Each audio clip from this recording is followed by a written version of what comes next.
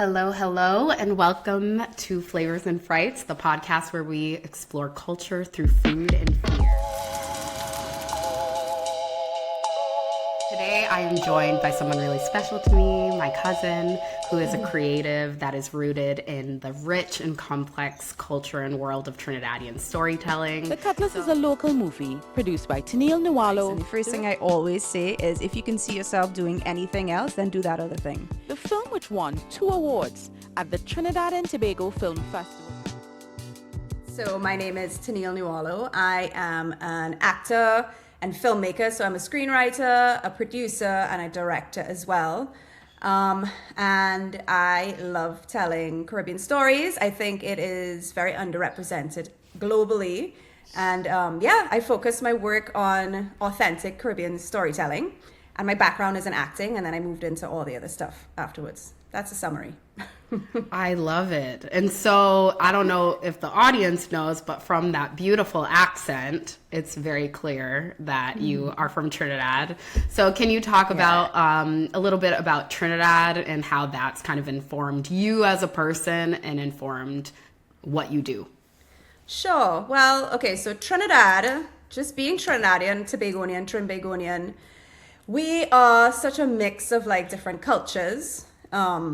There's different ethnicities, there's different religions, and like we celebrate everything. There's a holiday in Trinidad for like every religion, almost, if not every religion, almost every religion, and we love it. I mean, we eat stuff, like we're always on holiday, which goes well with the Caribbean island vibe. Yeah. You know?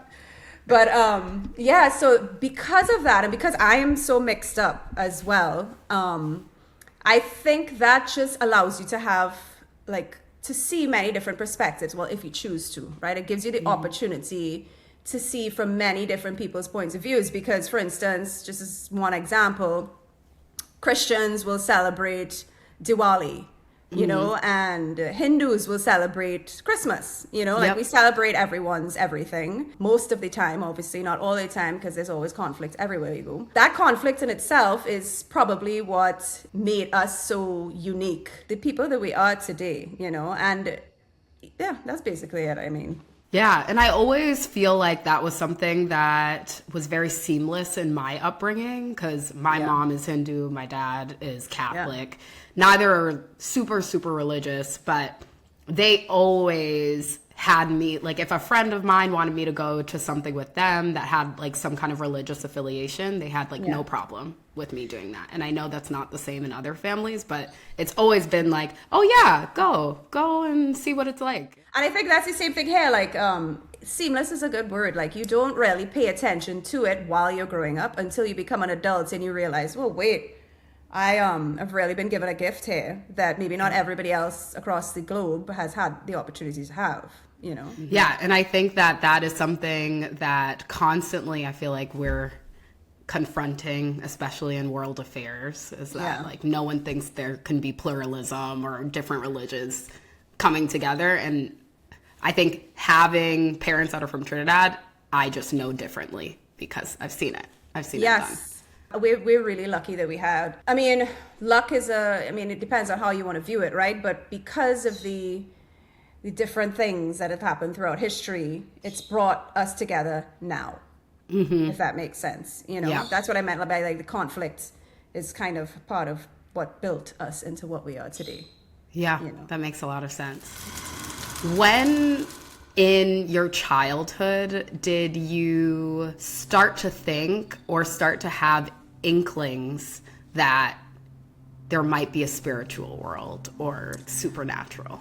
Oh, I like that question because I'm just off the cuff right now. Love it. Let me tell you.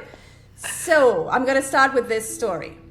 And I was 5 or 6 years old and I had a nightmare. So I went and I slept in my parents' bedroom.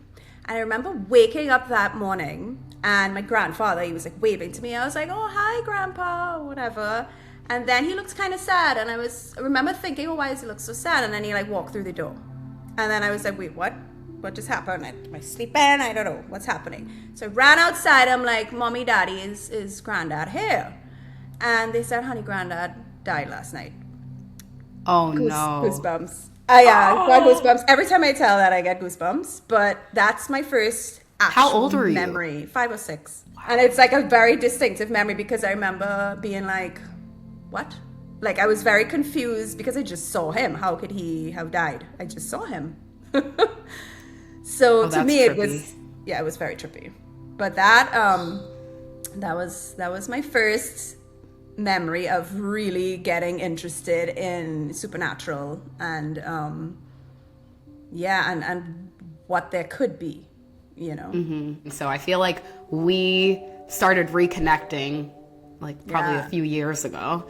And what I find really fascinating is I feel like the through line for a lot of family members is that everyone kind of storytells in their own way. And it also makes me think about like the power of storytelling throughout the Caribbean, throughout like various cultures. Both you and I separately would try and get all of our family members to tell us scary stories. So walk me through a little bit of how you got them to do that, because I know that was very important. Whenever my family gathered, I was always trying to get them to tell me. Well, listen, that actually started with my dad, right? So growing up, like my father, he used to love to write folklore stories and that sort of stuff. Ooh. So from young, my dad used to tell me all these folklore stories, and I would eat them up, and I'd be so into it, like, tell me more. Like, they were terrifying, and I couldn't sleep at night, and I'd be like wide awake, but I wanted to hear more and more. By the way, my daughter has the same problem. She always wants to hear scary stories, and then she can't sleep in the night. It totally reminds me of me. But yeah, so he started down that route. So then every time my cousins would get together, or friends even, or anyone, when I was younger, I'd be like, what about this story about the Dwen? Or like, what about a soucouyant? What if it's like we'd go Mayaro and we'd be looking for soucouyants in the night sky because it's dark there, you know? Yeah. And that is exactly, I remember any kind of holiday where I knew like my aunts, uncles, cousins, especially anyone from Trinidad. Because if you're coming straight from Trinidad, for me, I'm like, oh, you've definitely seen ghosts. you know what it is. Yeah, you feel like we're some sort of mystic. Exactly. Exactly. Over here, because I think the United States are like, oh, we don't believe in those kinds of things. It's like really hit or miss if someone believes in it. Do you feel like in Trinidad, like the common consensus is that folks believe in it? Like it's more culture, like throughout the culture, or do you still think there's skepticism when it comes to these kinds of things? Both. And I think it depends on where you were brought up, how you were brought up, and whether it was then or now. So in the past, you would hear more people talk about this sort of stuff, especially if you go to the countryside. So for you, it was Trinidadians coming to the US. For me, it was when we would go into the countryside of Trinidad. That's where those things existed. Not in town. Yeah. More in the countryside, right? Maybe they do exist in town, but it was more in the countryside. But belief as well. So the people that have been brought up in more rural areas, they are 100%, a lot of them still 100% believe in these sorts of things. Is that lack of education, or is that the fact that they're in these rural areas where things happen? Who knows? I like to think of it that way, right? You don't know.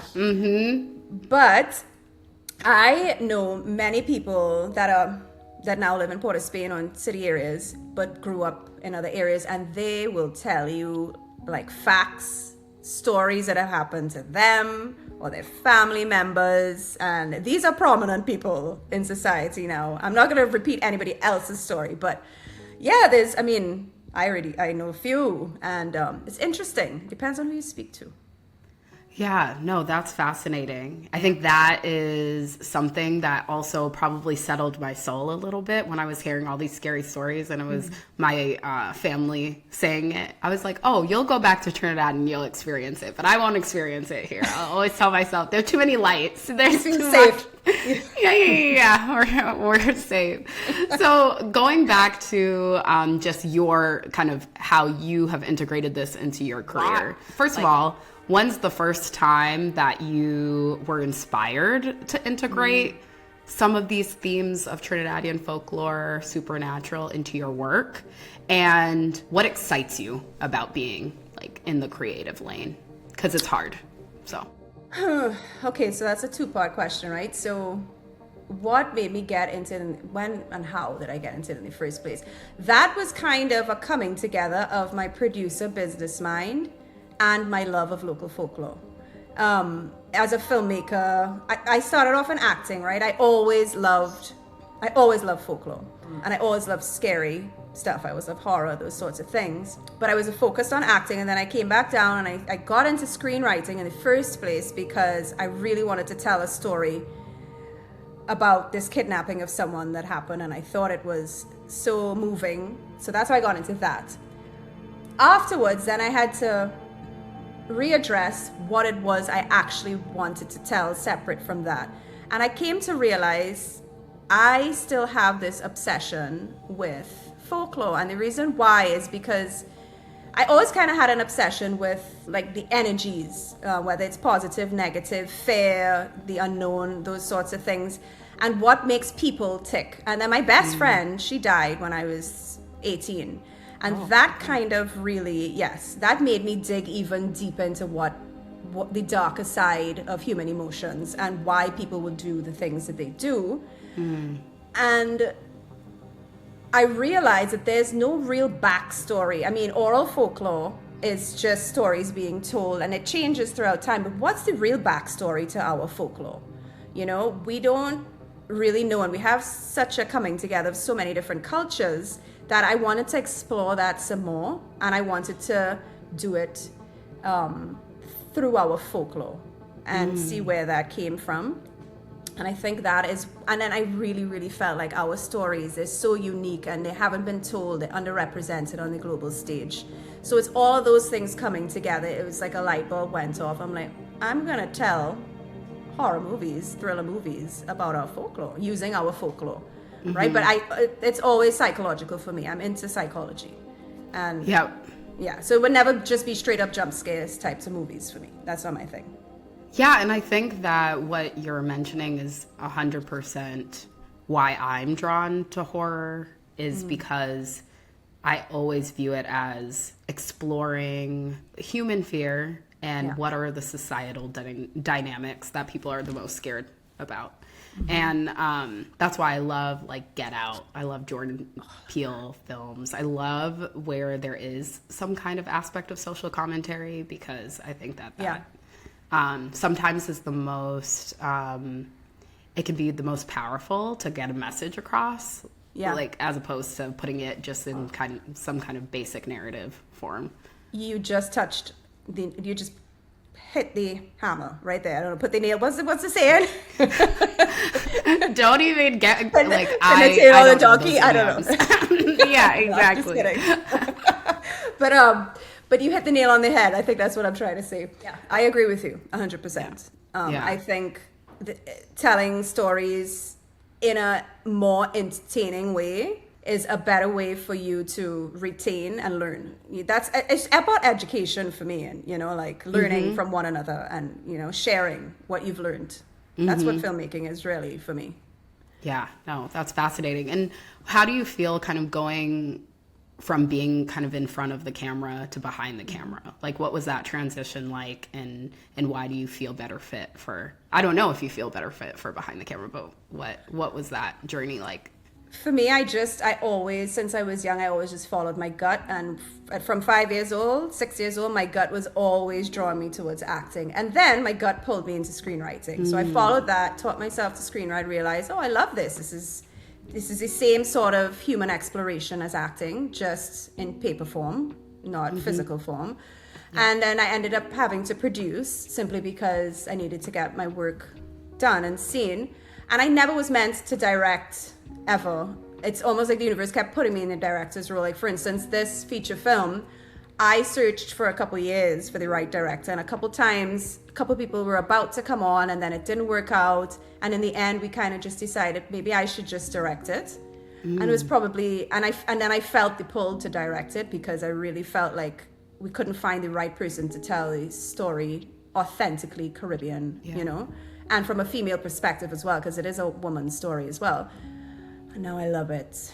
I mean, I did shorts before, right? I've directed shorts and I've directed commercials, but doing a feature, oh my gosh, It's a next level of creation, and I really enjoyed the process. It was really difficult. I didn't understand the difference between directing a short film to a feature film. It's so much more that is involved. It's a lot of work. It's months of preparation. It's months of work after filming. Yep. It's something people don't really know until they actually do it. Yeah, you have to be real committed to that idea to see it through. Correct. So you mentioned kind of your angling from your perspective as a Trinidadian woman. Along those lines, have you ever felt like you've seen Trinidad or the Caribbean like represented in media where you're like, oh, they did not get that right? Because I, in even being first generation, like born here, anybody that knows Trinidad, every time I'm like, this is a miss. Like the accent is off. Like it's just they give this kind of hodgepodge Caribbean accent that doesn't sound distinct. Like, do you ever feel like, ugh, this is so painful to watch? Yes, all the time. Especially as an actor, I'm like, we have actors. Just hire a Trinidadian. What's the big deal? Just put a Trinidadian. We have really good actors, But like, especially like from my teenage years, I remember anything Caribbean was a Jamaican accent, and it was like, no, we're not all Jamaican. There's so many different islands in the Caribbean. Yeah, I love Jamaica. Our editor's Jamaican. But there's so many other islands, and Trinidad has its own uniqueness to it, just like all the other islands do. And I, as a Trinidadian, would not be able to represent, for instance, somebody from St. Lucia authentically, because of course, they're completely something else, and I might mix that with what I am, Trinidadian, and they have their own thing. So I think it's super important, authenticity and representation and storytelling. And not only just storytelling from the perspective of a Caribbean person living abroad, but from a Caribbean person living in the Caribbean as well. I think that is also really missing. Yeah. And I'm trying to change that very desperately, but it's not easy from the ground up. So folklore is one where I think, like, I love these stories so much. Like, other people need to hear these stories. Like, why isn't the world, like, I want to share those beautiful stories with the world, because I feel like they're missing out. They're not hearing them properly, right? Yeah. And on that note, if someone like wrote me a check and I was like, I won the lotto, I'd be like, here, Teneille, take this amount of money, do your thing. Like, make a soucouyant movie. Exactly. So if there are any like billionaires here that want to see those stories, I have a few. I'm fundraising right now. Are there like projects right now that you want to kind of talk about, or can you share a little bit about it? Yeah, so this feature film, DANM, it's spelled DANM, it's pronounced DAM. It's inspired by the legend of Diablesse. And it follows this Trinidadian woman who goes in search of her family heritage to an old plantation, post-colonial plantation, and while she's there, she gets trapped with her. And by the way, and she's in the middle of a custody battle for her son, right? So while she's there, she gets trapped with her ex-husband, who she's in the battle with, her ex-best friend, and her drunken uncle, who she finds out has been like hiding really serious secrets about her family history from her. Former enslaved Orisha woman haunts them while there, and she has to figure out what is her ancestry and why are they trapped and what's happening before she can actually escape and get back to her son. Yeah. I feel like there's so many elements that are like Trinidad. Yes, it's very Trinidadian, extremely Trinidadian. It's 100% Trinidadian cast as well. 90-something% Trinidadian crew. So it's really, really authentic. It's very exciting. I can't wait. We're hopefully releasing it this year in theaters. We're waiting for our world premiere right now. And it's my directorial debut for feature film. Yeah. Oh, wow. This is huge. No, that's super exciting. So I went to New York for work. I was like, you know what? I want to do something fun today. I was there with my partner, and I was like, I'm going to look up ghost tours. Totally something I would do. We're so related. Anyway, go on. Yeah, exactly. Every time, like, I think you might be like my twin. We go to the ghost tour, and a lot of the ghost tour was grounded in historical events. So, as you know, like, a lot of people have the belief that energies can stay there or be trapped when something horrific, traumatic happens. And so I was like, wow, this is such this is a much more fascinating way to learn about history in this light, because I feel like it allows for, I feel like there's an element of like justice because these people are still around, or they're able, you can learn from like historical events in the past. You know what it is? It's emotional connection. So once you can emotionally connect to any material, you will always retain the information way better. Because you feel it. You feel for it.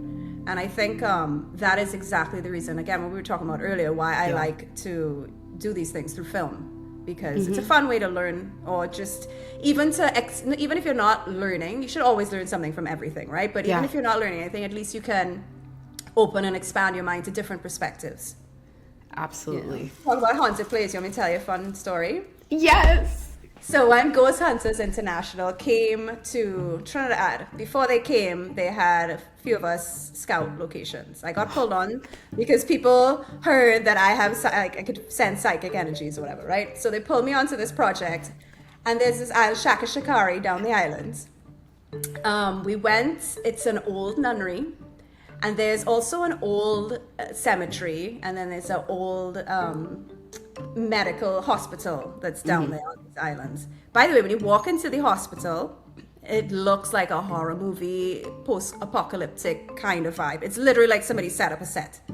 It's terrifying. Thinking about it, I'm getting goosebumps, but it's terrifying.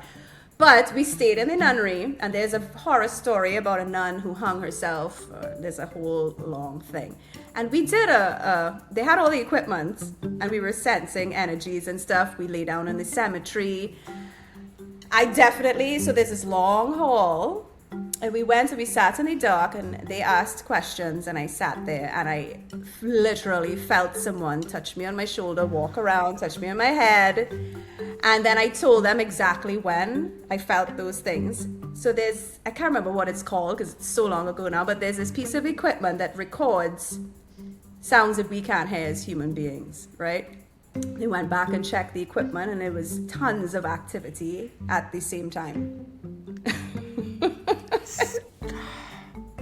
Crazy. I know. It was. Oh my God. Wait. I know. So when did Ghost Hunters come to Trinidad? Like, when was that? It's definitely maybe more than 15 years ago. Okay, you're going to have to break this down to me. So you sense things. Yes, I always have. The first experience was my grandfather. Then when I was growing up, when I was like maybe 10, 11, 12, people back then used to have boom boxes, right? Like stereos. And I had a modern one that you'd see there was like a little thing that said if your volume was going up.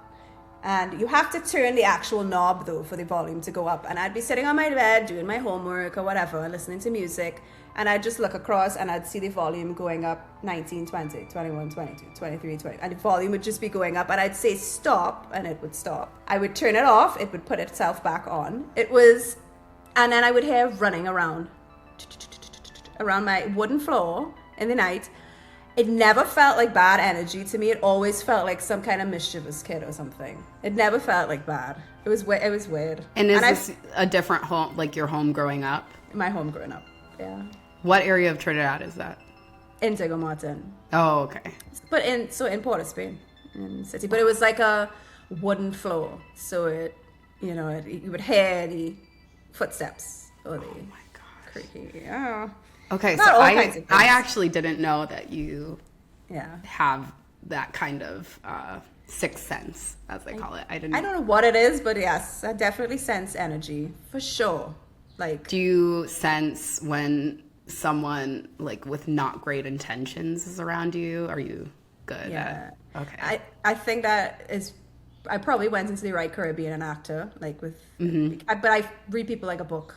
Like I can like I would, to my husband, Chris, I would tell him things about, like when I would meet someone and I'd say, oh, that person is probably so-and-so and this and this and that. And then we'd find out later all those things were true. And he'd be like, how? I'm like, I don't know. I could just read people. It's crazy. But I have to protect that kind of energy. I get overwhelmed sometimes. So I need to extract yourself and to be able to, I definitely, I'm very much, I don't think I have a sixth sense, but I'm very much an empath. And so when I feel like someone has like heavy energy, it can take a lot from me. But okay, when I had my daughter, actually, I just decided I don't have the capacity to deal with bringing up a child and these extra things. So I just locked it off. And the more I talk about this, I'm sure stuff is going to start happening now. But like when I become conscious of it and bring it back to my attention again, then things start popping up. I start sensing things. I've had dreams about friends. And then, so one time I had a dream, I was 11, I think. No, I was 13. And I woke up in the middle of the night and I told my parents, I'm like, I had one of those dreams again. And they're like, yeah, but fine. I was like, it's about my friend, Luke. And the next day I spoke to my friend Luke, and the same time that I woke up, he's like, I had to go to the hospital last night because I was playing basketball and I like ripped my finger open. It was like a weekend or something. Isn't that nuts? Yeah, so I just felt that something happened to him. That is wild. What superstitions did you grow up with? Like, I know even my parents would always tell me, like, don't, when you're coming in after 12, like walking backwards. That's what I was going to bring that up. I still do that, like to this day. I told my partner, like, you have to walk in backwards. We are not bringing anything into this house. Like, that's one of the things I was going to tell you. Well, unless I'm drunk. But like, if I'm sober, I'm walking in backwards. Yeah. That's probably where that superstition came from. It's like you're about to trip. You're drunk, so just watch what you're doing. Exactly. But that's one. Sweep. If you sweep your feet, you're not gonna get married. Well, that's probably true because I still are married. Well, officially, we're not officially married. But yeah, there's that. There's opening an umbrella. I don't know if that's a U.S. thing. You open an umbrella. That's a U.S. thing too. Mm-hmm. Oh, okay, cool. Don't open an umbrella inside a house because it's bad luck. But the backwards one is definitely one. Yeah. Oh, cascadoo fish. If you eat a cascadoo fish in Trinidad or Tobago, wherever you are in the world, you will come back and die in Trinidad or Tobago. What? If you've ever eaten a cascadoo fish in Trinidad and Tobago, you're gonna die here. I think I have. Well, you're coming home. You're safe. I definitely, I remember. Just don't come back. The family they'd always bring up the fish in the newspaper, like cascadoo. Oh, yeah. Like, obviously, if it was curried, it was like in a container, but everything was wrapped in newspaper. And I remember them telling me, and I would always be scared. They were like, you could choke on one of the bones and die. And I was like, okay. Why do Caribbean parents tell you such random, and now you're thinking about it, so you're gonna manifest it? I know. And what's that other thing? Is it the chanat? Chenet. Yeah. When they also say you could die. Yeah. And I was like, every time I was like, can I eat anything in peace? Like, I just want to eat something in peace. My mother would tell me that all the time. You be careful, you'll choke on a chenet and die. Like, chenet. Gives you absolute like anxiety to eat chenet. And it's so delicious too. Oh my gosh. So can you explain, because I feel like our family specifically, I feel like a lot of the ghost stories that I've heard throughout the years has come from like that lineage. Do you have any stories from like that they've shared with you from like that group of family? My mother, when she this is my mom told me this story. When she was actually, Auntie Stella told me this story as well. Mm-hmm. When my mom was young, her mom and dad had gone out to dinner or something. They went out and they left her and her brother home, not for long, and they were older. They were like maybe 11 or 10 or whatever, and they went to bed. They left them, and then they came home and they looked in the beds. Uncle Raymond was there, but my mom wasn't there. So everybody was searching for her. Like, it turned into like a family search, and they couldn't find her. Where is she? Blah blah blah. They searched everywhere. And then they came back and she was in the exact same position they left her, in the bed. So they all swear Dwen took her. That's what they think. They believe that Dwen took my mother and put her back. Okay, so you have to explain what is a Dwen for people that don't know. Gosh. So a Dwen is a little child that dies before they're baptized, and they come back to lure other children into the forest. So they'll call your name and lure you into the forest and get you lost. And they walk with their feet backwards. to confuse hunters or people searching for their kids so they don't know where they went. See, so that's the freakiest thing to me. Just picturing backwards feet, I think, is always very unsettling. Yeah, and then It's they hide very under this unsettling. big straw hat, you know. I've been finding, as I've been researching all these folklore things a little bit more, there is so much connection to culture from people that came to Trinidad. For instance, the straw hat is Chinese, right? And if you research, there's a character in Chinese folklore that has that is similar to the Dwen. And then La Diablesse, what is that? That's devil woman, or she-devil specifically, I believe, is the translation, but we refer to it as devil woman, but it's in French, you know, our colonial heritage. So yeah, there's a lot to unpack there, I feel, that has not been unpacked. And again, it's just another way to find that we're all so similar, you know? Yep. The migration, right? Because there's a significant Chinese population in Trinidad as well. So like even seeing how some of those stories could have come, or some of those like creatures could have come or something, you know, like you think about all of... Exactly. Are there any other stories, like any ghost stories that like would keep you up at night that we haven't mentioned? Well, when I was younger, I actually was kept up by the soucouyant story. Like, I would ask my parents every night if they locked all the doors and windows, did they invite anybody over that they don't know properly? And I would literally drill them. Are you sure you didn't invite anyone over? Because I don't, you know, like a vampire. I thought soucouyant would be able to come. I would make sure the windows were locked properly, like, you know, so they can't come in the night. Instead of shutting me down, they actually allowed my imagination to go wild, and I actually am very grateful for that, because I think because of that is why I'm probably a filmmaker right now, because I had that freedom to not have to be logical all the time. I always go back and forth. Obviously, these, like, when you're talking about folklore, there's usually like a negative aspect to these entities. But I always go back and forth, because even throughout the podcast, I've heard some stories about folks talking about like ghosts and the supernatural in really positive ways, and then some talking about it in really negative ways. What do you feel is that balance? Do you feel like good ghosts exist, or like do you align it with angels and demons? Like, what is your belief on? I will say that my mind is very open, that anything is possible. And I've definitely, like I said, that little spirit that I believe was a spirit or whatever energy that was in my room, there was never anything negative. It never felt negative. So I've had, and then my experience with my grandfather as well, right? So I've had experiences in both ways. Like, for instance, when I was in the nunnery, whatever I felt made me feel uneasy, even though it was a nunnery, which is counterintuitive, right?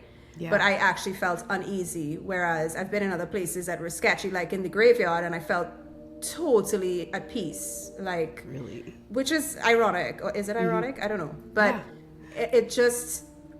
So I believe energy, there's things that we don't have the capacity to understand yet, and whatever it is, whether it's another dimension or it's people that have passed on or leftover energy, whatever it is, it's energy in some form. And just like human beings can be positive or negative, I think it's the same for that. So what, because you talked about Chacachacare, what areas of Trinidad do you think may have like some of the most energetic presence? I don't know. I can't really say any areas in particular, but I don't know if this has anything to do with, I don't know what type of energy it has to do with, but I just personally feel at peace near the sea. So I don't think that has anything to do with anything else. Or maybe energies that end up there are at peace as well. I don't know. But I love being near the ocean and near the sea. So Toko, Mayaro, those sorts of places always feel...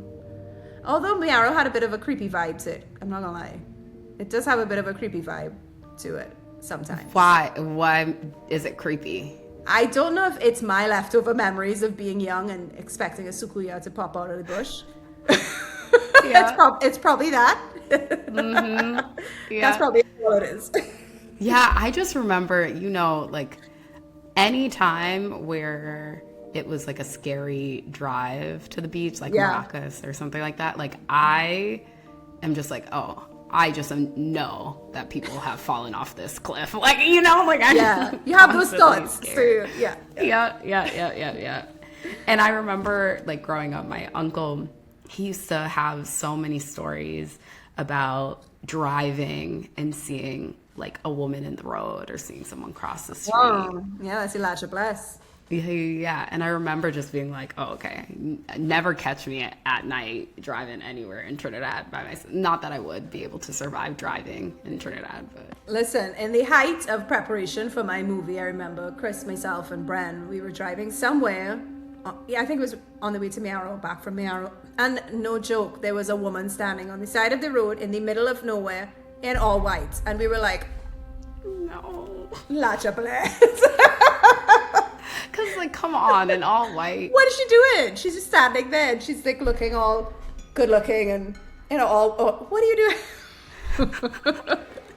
And also, like, maybe there's some people that are just like, I am going to scare as many people tonight as possible. That would probably maybe I'd love to do that. That sounds like fun. The one thing that is very synonymous with Trinidad is the Carnival. So do you think there are, like, supernatural element? Obviously, there's a historical element. Like, do you feel like there are things tied into that kind of tell you the story of Trinidad? Or I definitely do, because Carnival was born from slavery in the first place, right? Abolition.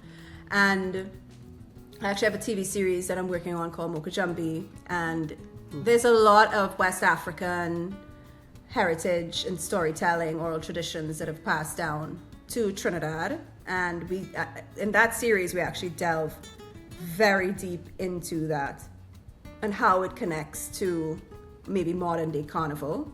Mm-hmm. And that series actually tells the darker side of Carnival. Everybody focuses on all the beauty and the beautiful side of Carnival, which we will juxtapose with the darker side of what's really happening behind the scenes, how Carnival has changed throughout the years, what it is now, what it really is supposed to be, and what it has become. And what is it supposed to be? It's supposed to be freedom, you know, freedom for everybody. And I think it's turned so commercial now. Oh my God, Agreed. People are going to hate me if they listen to this podcast. No, I agree with that. Mm-hmm. I mean, I still love Carnival, right? But it has turned into just simply commercial. It's lost all the soul. And there are some people that are keeping the soul alive, and that the series kind of it's based on that, actually.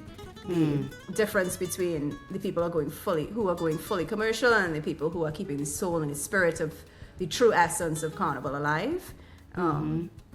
Yeah.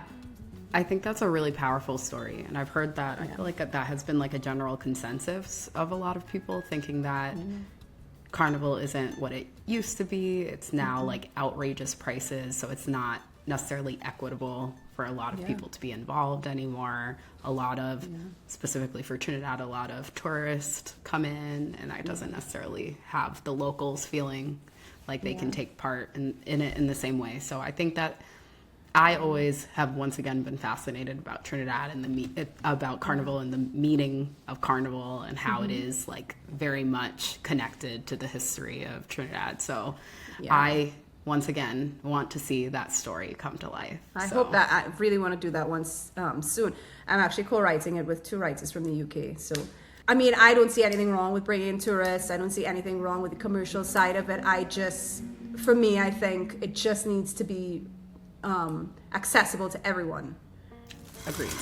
Now we're going to move to the flavors part of the interview. The reason I've kind of integrated like flavors within the Frights is because growing up and like hearing these stories, we were often like eating different foods while we were like getting scared.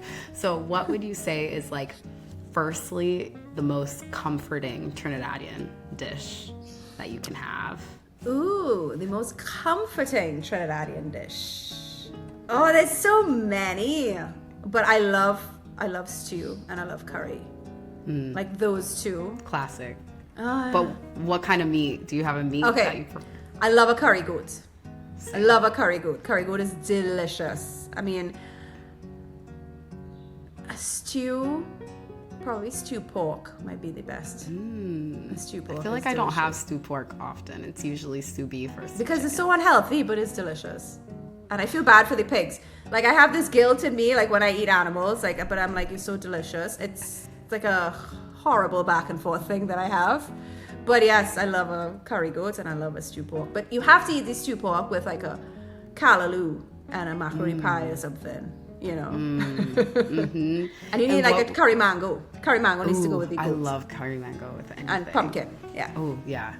I was just saying, you can't have a roti or something, or some kind of curry without the sides. Like, you need the pumpkin. You need, like, everything else to go with it. And what would you say is, like, a dish, and this can overlap, a dish that you should be, a Trini dish that you think should be on the global stage? It's oiled down Trinidadian. I'm not sure. I thought that was Guyanese. I think it might be Guyanese, because my mom lived in Guyana for a while.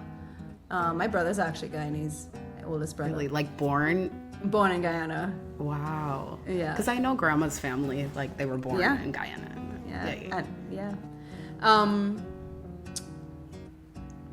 That's a good one. Roti, because roti is not a global thing.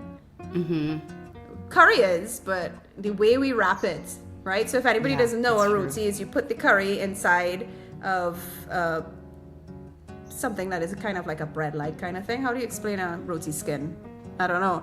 Yeah, it's a floured, soft pizza. Like it's like Indian naan, but yes, it's naan. Yes, kind of. And you wrap it and you eat it like a sandwich. Yeah. That is not. That should be like a Burger King. Like. I agree. Globally. I agree. I think that there are a lot of things that should be on the global stage. Is there any, like, doubles, for instance? Doubles, too. I had doubles for breakfast today. Jealous. So jealous of you. Is there, like, doubles is straight up, like, Trinidadian invention, right? I know it comes from Indian, like, seasoning and all of that, but it's a Trinidadian invention. It is. It's Trinidadian, for sure. Yeah. And if you don't know what doubles is very deliciously seasoned curried chana put in a lovely fry bake. And you eat it, you wrap it hot like this, and you bite into it. Do you eat it like this, or do you eat it? I like to hold mine and eat it, and I cannot eat a doubles in public because I like to lick up the entire paper when I'm done. Like, I'm a proper. You don't want to be judged. I don't want to be judged. I want to eat every little bit on that piece of paper. Okay. No, that's good. What about dessert? Are you a dessert person? I love dessert, but I recently found out I'm allergic to eggs, so that's annoying. Wait, really? Well, not allergic. I have an intolerance to eggs. And now I can't. I used to eat 3 eggs every morning, by the way. So, I was just saying, I was like, that would be complicated, no? It is. To navigate, I thought it was, but it's actually not as bad anymore. But dessert-wise, Trinidadian desserts. Ooh, black cake for Christmas. That's nice. That's very Trini. That's very Trini, but I don't really mess with black cake. I've just never liked it, unfortunately. Really? You have to have a good one. Maybe you didn't have a good one yet. Yeah, maybe I haven't. That's true. I never liked it as much when I was younger, but it's the rum in the cake. It just tastes so good. Do you like sweet rice? Nah, I'm not a fan. I love sweet. I like rice pudding kind of things. Like that's you kind do? of yeah. Oh yeah, Indian desserts for Diwali are the bomb. Yeah. But I guess that's global, right? That's not really Trini. Yeah. No. Is it? I still think Trinidad has its own special take on it because even when I try to find the equivalent, it's hard to find it. Oh, so we probably do have our own. Yeah. Our own take on it. It like may look similar, but then there's like a little difference. Yeah. What do you know how to make? Do you know how to make any of these things? Yeah. I could cook a mean curry. I could cook a mean stew. I cook a lot. Actually. Oh, that's good. Callaloo. I'm just jealous. I make callaloo very often. I love callaloo. It's so good. And everything. It's so good for you. I would say here, specifically in LA, there's a lot of like Jamaican restaurants, or there's a lot, but there's not like a Trini restaurant that is authentic and competitive with anything else. Let's open one. Let's do it. That's what I'm saying. I just feel like even some of our family in Brooklyn, I'm like, you all should just come out here and start a little restaurant because... Yeah. I'm sure it'll do well because there's a lot of Caribbean people in LA. Okay, so what would you say are like your parting words? Like, what would you like to leave the audience with in terms of like any thoughts on the Caribbean and what you want them to take away from our folklore, our superstitions, our traditions? Any parting words? I would just say that I help support Caribbean people get authentic stories out there because it is so underrepresented on the global scale. You guys are missing out. There's some fun stuff. Yeah, exactly, right? You want to hear this stuff. It's fun. It's interesting. It's different. I don't know if you're like me, but when I go on Netflix now, I'm like, I can't watch the same thing again. It's the same thing over and over and over and over. Hollywood films are boring because it's just so repetitive. Regurgitated. It's regurgitated. Yeah. We have something fresh and different here. And I think not only just Caribbean, I think all underrepresented communities globally, we should support it, and maybe we can learn something from one another. Yep, I'm with you. Thank you so much for doing this. Thank you. We can do a follow-up in person when I go to Trinidad. That's right. That's what we'll do. Okay, thank you.